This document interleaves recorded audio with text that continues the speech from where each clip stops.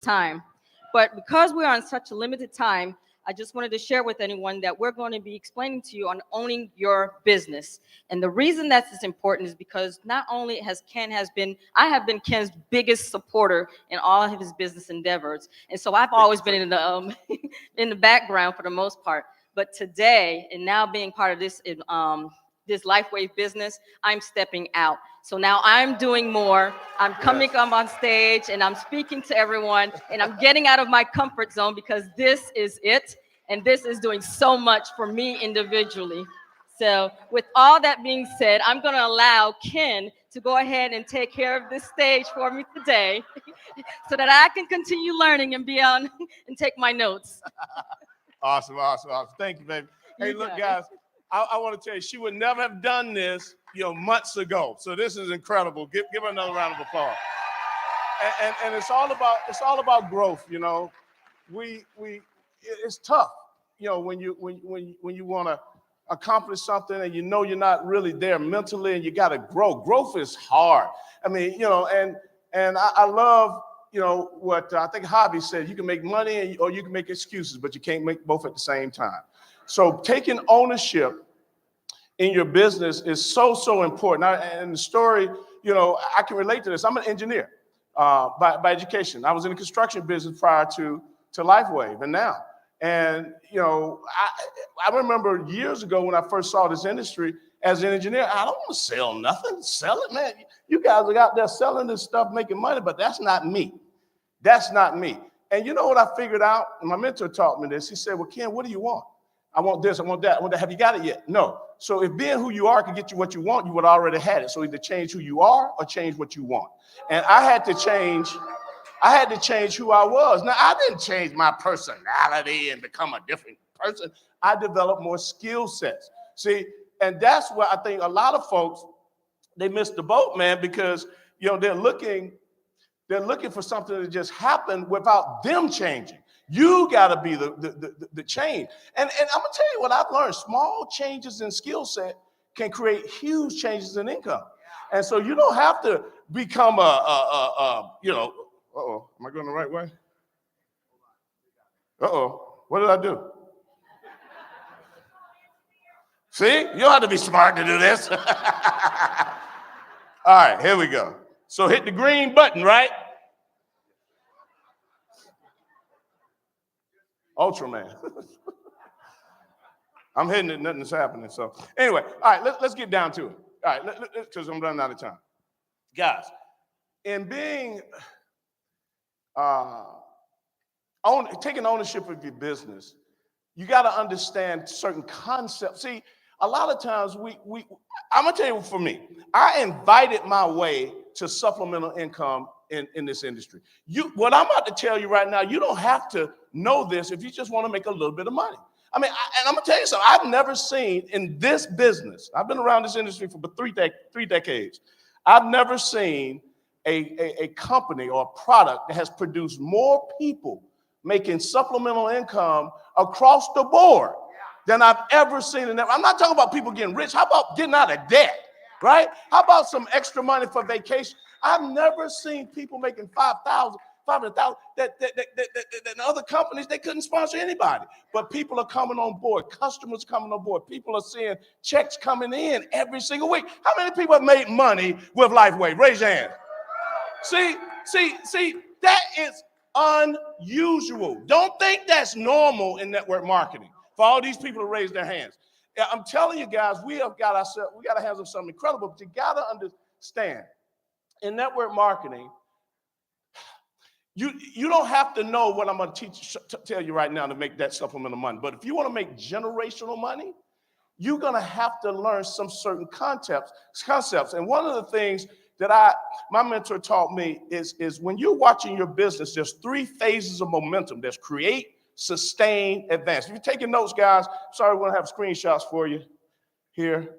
No, we don't. So don't worry about it. So create, sustain, advance. What does that mean? Well, when you first get started, you're cracking that shell. You're going out talking to people. You're like, man, is this going to work? But you're making phone calls. That's called creating that momentum. Now, on a smaller scale, we're going to just say that creating momentum is you getting to manager. When you get to manager, a lot of people will sometimes see a stagnation unless you just flew right past manager to director. So your business will sometimes flatline for the average person that's part-time. And it happened with me, even with my experience, when I got my flatline started at senior director. What do I mean by that? Well, I got to senior director so fast because I was creating that momentum. I was making phone calls after phone calls, and I was like, hey, let's do this. And then after those folks start building their businesses and the reorders and the new orders start coming in, I saw a consistent amount of income. Anybody seen that before? You know, your business, it's called sustaining momentum. Now, if you want to break through and go to another level, you got to go to advancing your momentum. That's that third stage. That's when your people now start to go manager and they start to hit ranks. That increases your volume and therefore your income. Does that make sense? Okay. So those three. So what do you want to do when you get? This is what you got to do. You got to. Anthony Robinson said this, and I heard this from him the other day. He said, "Focus where you want to go, not what you're afraid of." Isn't that powerful? Focus where you want to go, not what you're afraid of. So how do you advance your momentum in your business? Well, one of the ways is this right here: events. Events advance momentum. I remember when I first got started and I saw that sustained flatline, and I said, man, we got to get these people to another level. We got to get their belief to another level. So I called up my friend now, Mike Hernandez. I said, man, can you come do an event for us? He came down, did a Saturday training. That event propelled me to senior president to director. I'm telling you, events at that, not because, and not just me. See, in order for me to become a senior, I had to have other people hit other ranks, right? So everybody across the board that invited multiple legs to that event started seeing their business advance. Events advance momentum. Does that make sense, you guys? So you want to actually start thinking right now, the next event in your area, be it a Super Saturday, a home meeting, how many lines of business do you want in that room? I'm going to tell you what I learned in network marketing. If you have one line of major production, you make money. You have two lines, you make a lot of money. You have three lines, you're going to make generational money. You need three legs of production to be an elite. A lot of people don't even know that. All you need is three legs, but you can't sponsor three people and expect to get three legs of production. You probably got to sponsor at least 40. Does that make sense, you guys? All right. So let's talk about becoming independent. See, there are three stages of dependency. Okay, I want y'all listen to this now. Write this down. The first stage is dependence. That's where everybody starts. When we get started in a business like this, we're dependent on our sponsor to tell us about, how do you log in? What's my password? You're dependent on your people to point you to this is a team. All these different disinformation you need. So that's dependency. That's okay. The next phase is when you take control of your business. It's called independence. So the first phase is dependence. Phase number 2 is independence. That's when you look in the mirror and you say, you know what, if it's got to be, it's up to me. And I went through that. I was like, man, when I first got involved in this industry, I would not be able to do a presentation like this, okay, a training like this. But what I got great at is promoting. Steve talked about that, promoting other people and inviting people to see the information. So I became a very good inviter until, I'll never forget, I was at an event and I was one of the first people in that office. We had offices back then that hit a certain rank. And they called me up to the front of the room and they wanted me to give some advice. I had no idea what I was doing. I plugged into a system and I just promoted other people. I promoted people to talk to me on three-way calls. I promoted we didn't have Zooms, but the equivalency of a Zoom, I would promote every week. I had somebody on in front of the business every week, but somebody else was doing the meeting.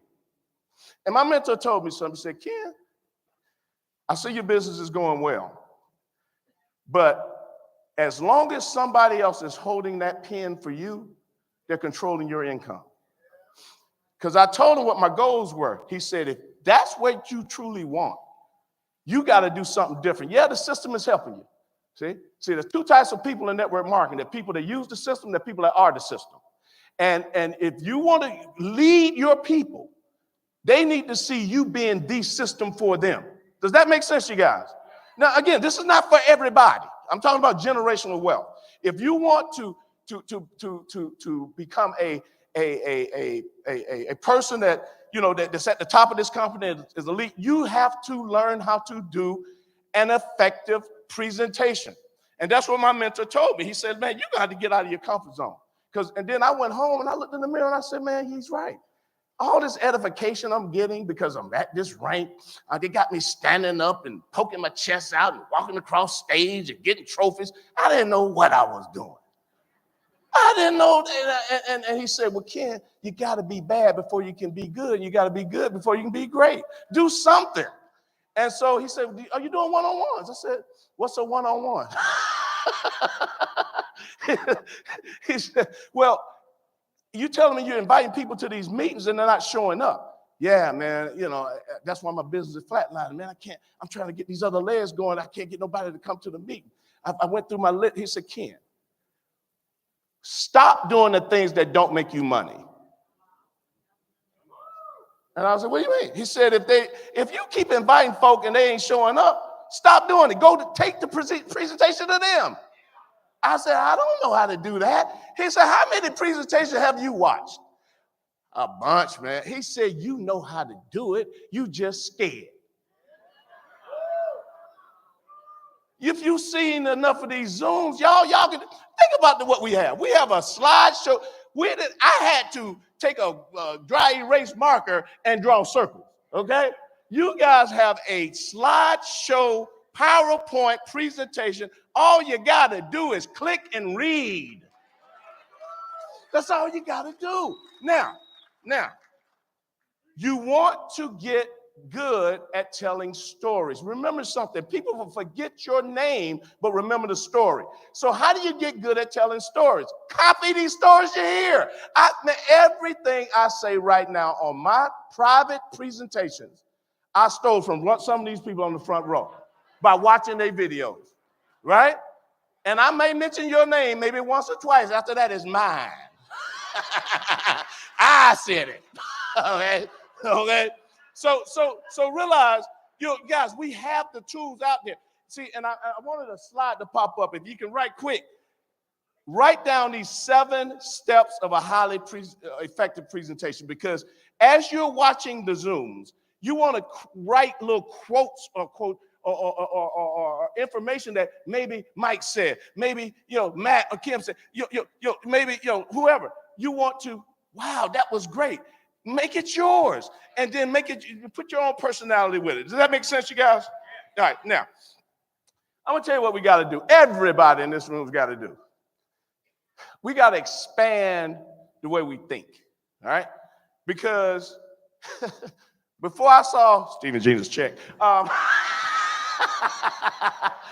didn't know where this thing could go. Then I said, wow. You know what it's like? Y'all remember when you had the little 19-inch TVs, right? Now almost every home has a big flat screen. Y'all remember when you went from that small screen to the big screen? I'll never forget when I went bought my first big screen TV. You can't go back to a 19-inch no more, right? So this is what these events are supposed to do: expand your thinking, so you'll never go back to thinking small again. And don't ever miss an event that you qualify for. Any training that you qualify for, something in your area. Don't ever admit, like the Rise Up a deal we got going on in Vegas. Man, everybody should have a virtual ticket right now if you're not going. Does that make sense? All right. Now, lastly, guys, remember this, and I'm going to leave you with this. Do y'all know that most multimillionaires, it takes them over and over again, failed business after failed business after failed business, and bam, it hits, right? No matter how many times you fail, no matter how many times you were wrong or you are wrong, you only need to be right one time. And guess what? This is it. God bless you guys.